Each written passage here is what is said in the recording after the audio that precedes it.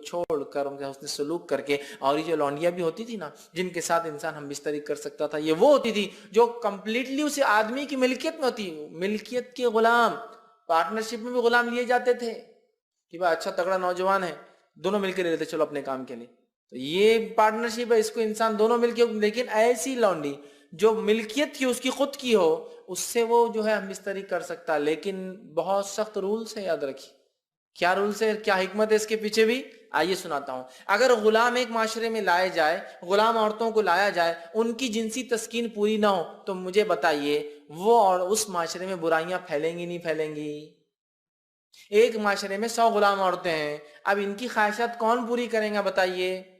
برائی پھیلیں گی نہیں پھیلیں گی؟ اسلام نے کہا اس مالک کو اجازت ہے ساتھ کرنے کی. لیکن ایسے رولز باندھے سبحان اللہ کہ اگر ایک انسان اپنی لونڈی سے جو اس کی ملکیت کی ہم بستری کر لیتا ہے، سمجھ رہے آپ، تو اب اس کو بیچ نہیں سکتا ہو.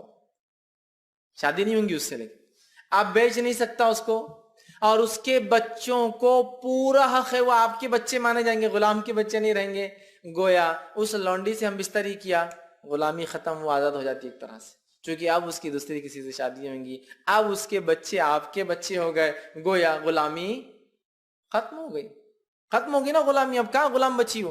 ٹھیک ہے اس سے نکاح نہیں ہوا، لیکن اب رولز تو کتنے اسٹرکٹ ہیں، اب وہ بیچی نہیں جائیں گی، اس کو زنا نہیں کروا جائیں کسی اور سے. اس کے بچے پورے ہاف، ایسے نہیں کہ بھائی غلام ہے تو آدھا اس کو نہیں، اس کے بچے پورے آپ کی وراثت میں مالک ہے، جیسا آپ کے بچے، مطلب اپنے بیویوں سے جو بچے ہوتے ہیں. کتنی حکمت کے تحت اسلام نے غلامی کو ختم ابالش کیا. اسلام ایک پریکٹیکل ریلیجن ہے، بیوقوفانہ فلسفہ والا مذہب نہیں کہ کچھ تو چلو ایسا تو ایسا نہیں. وہ جانتا ہے کہ فطری طور سے چیزیں اگر آتی ہیں برائیاں، فطری طور سے انہیں نکالا جائے. تو غلامی کو ختم کر دیا اسلام نے اس کے ذریعے. تو بہت سال ہو رہے لونڈیاں کیا کتنی گندی بات ہے اسلام نے، میرے کو تو عجیب لگتا سن کے.